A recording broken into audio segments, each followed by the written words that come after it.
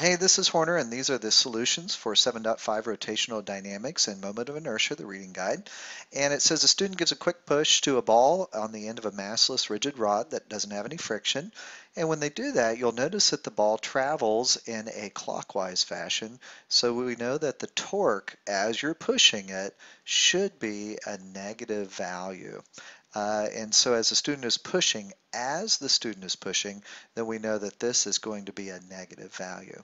Once the push is ended, now we're not pushing anymore. So we're not applying a force, and if we don't apply a force, it's not accelerating. So we know that the velocity then, the angular velocity, will hold steady. And that's essentially what your reasoning is. When the push is ended, is the torque positive, negative, zero? Well, if there's no force, and we know that torque is equal to force times a distance, and we're not applying a force anymore, then we would not have any torque either. For number 23, this question, we have a graph, and notice that this is torque, so it shouldn't be a Newton per meter. This one really should be a Newton times a meter. And it tells us that the moment of inertia of this wheel is equal to 10 kilograms times a meter squared. So let's find the acceleration then. We know acceleration is measured in radians per second squared. We know that angular velocity is measured in radians per second. So let's do a little bit of math. The equation for torque is, the new equation is the moment of inertia times the angular acceleration. And we can rearrange this and make the angular acceleration equal to the torque divided by the moment of inertia. Our torque is 20 in the first part. We're going to divide that by 10. And so we get an angular acceleration of 2. So that's the maximum that we get. We'll call that 1, 0. We'll call this negative 1 and negative 2. So from 0 to 2, we see that we have a constant torque of 20 Newton meters, so we have a constant acceleration of 2 radians per second squared. From 2 to 4, we don't have any torque, so therefore we don't have any angular acceleration. And then we have negative 10 value for torque, so negative 10 divided by 10 will give us negative 1, and that's from 4 to 6. For the next part, we want to know what is the velocity, or what's happening to the velocity over this period of time. So it says that we're starting with an angular velocity of 0. So we can go ahead and put our dot here. And notice that for 2 seconds, we accelerate at 2 radians per second squared. So we're going to accelerate at 2 radians per second squared. So if we think about it, we want to pick up 2 radians for every 2 radians per second for every second. So we know that we're going for 2 seconds. We're going to go up to 4. So we're going to put a 4 here, and we'll go ahead and make this come up. Then we're not accelerating it at all, so we don't pick up any more angular velocity, but it does stay the same at 4. And then from, well, and this actually should go all the way over to 8. And then notice that for the next 4 seconds, we go down, but we only go down by 1 per second. So if we go down 1 per second, we're going to go from 4 down to 2 at 6 seconds, and then all the way down to 0 at 8 seconds. And that is our answer for number 23. If we look at number 24, this one, you've got a pretty common setup for angular acceleration. We'll do this in a lab, and it says I have a wheel that's turning on a frictionless axle. There's a string wrapped around the smaller diameter, and that is tied to a block. The block's released at time 0 and it hits the ground at time is equal to t1. So they want us to draw a graph that shows what happens to the angular velocity versus time for the wheel. Well, we know that it should increase linearly, so it's going to accelerate at a constant rate. Then when it hits the ground, it won't accelerate anymore, and that wheel will just spin at that same point. So they want to know, is the magnitude of the block's downward acceleration greater than g, less than g, or equal to? Well, if there's tension in this line, that is slowing it down, which means that it should be less than g. And they want us to explain why.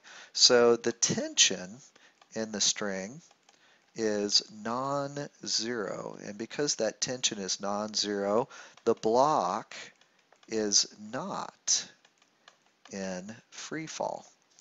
So it's kind of like when you take a yo-yo and you let the yo-yo down. You still have a little bit of tension there, so there's a little something pointing in the upwards direction. We don't know exactly what it is, but we know that we're not going to fall at the same rate as we would for gravity. For the next question, it says the moment of inertia of a uniform rod about an axis through its center is 1/12, but the moment of an axis about the axis of one end is actually only 1/3 ml squared. So let's take a look at, it wants to know why the moment of inertia is larger about the end of the rod than the center. So if we draw this rod, okay, so here's the rod, and we have the rod on the center, so we're holding it here, and then we have that same rod again, and then we're going to hold the rod on the very end. If I hold it on the center of the rod is basically on average just closer to the points on the rod compared than it is to the end. So notice I've got a pretty big distance from where I'm holding it to the very end, and here they're about the same distances on each. So the effective distance would be shorter. So because I've moved it away from the rotation on the axis here, this one's going to be bigger. So if I think about I'm going to try to chop a tree down, if there's an axe head on the end here, I really want to hold it a little bit further out. If you think about swinging a baseball bat, that would be the same thing. When you rotate the baseball bat, if you choke up on it, you can't hit the ball as far as if you have it further out. Same thing for a golf club. Any racket sports, any sports that deal with hitting something, baseball, softball, looking at golf, looking at tennis, throwing a lacrosse ball, the further down on the handle you are, the more torque you get, and the bigger the moment of inertia. Next one says you have two steel spheres. Sphere 2 has twice the radius of the first one. By what factor does the moment of inertia I2 of sphere 2 exceed the moment of inertia I1 of sphere 1?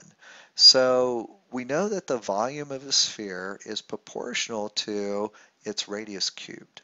Okay, the mass of sphere 2 is about 2 to the third, so that would be about 8 times the mass of sphere number 1.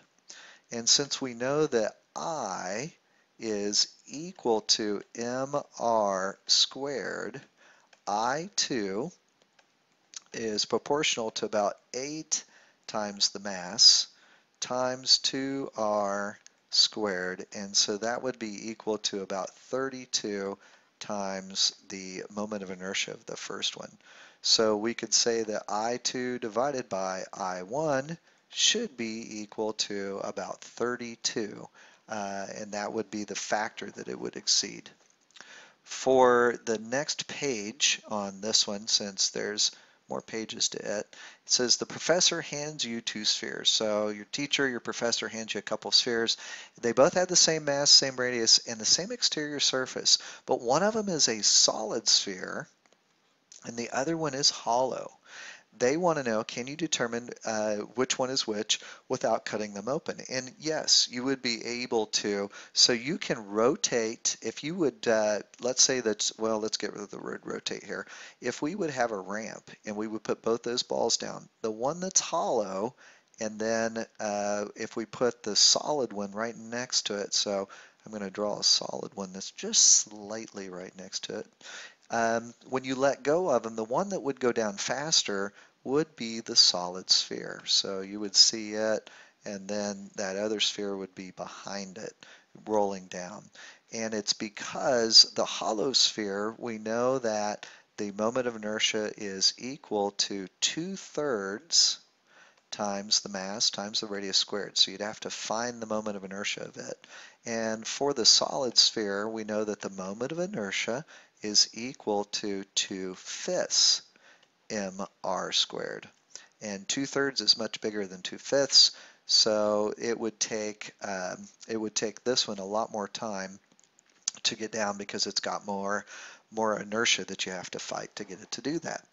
For the very last one, it wants us to rank in order from largest to smallest, the moment of inertia of I1, I2, and I3 about the midpoint of each connecting rod. So if we're going to do that, we've got to just kind of look at each one. If we look at I1, let's go ahead and figure out the moment of inertia. So here is I1. This is equal to, we've got two masses on the end. So we're going to say that's 2 times the quantity m times r over 2 squared. And so this is equal to 1/2 m r squared. So we're just looking at the moment of inertia of the system here. For I2, this one is equal to 2 times m. So 2 times m, that's this one, times, and now we're going to do the radius over 4. So notice now that we've really brought this in, and so that would be the radius over 4 squared plus, because we're looking at half of this, so half of r over 2 is going to give me r over 4. On this one we have r over 2 to the center. So that's where the r over 4 and the r over 2 came from. Times, and then on the other side we just have m, and then we take that times r over 4 squared.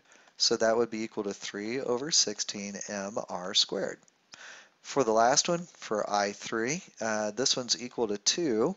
Now we've got m over 2, so we'll do m over 2, m over 2 times r squared.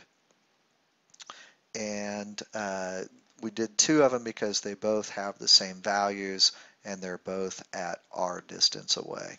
So we've got 2 times m over 2 r squared, and that one is equal to m r squared. So for these, the order of the moment of inertia would first, I3 would be the biggest moment of inertia. The next one in order for the next smallest one then, so this is the biggest, the one that's in the middle is going to be the one that we have here, which is 1/2, and so that one is I1, and that one then is followed by I2. And that should be the end of this section. So the next section we'll look at is 7.6.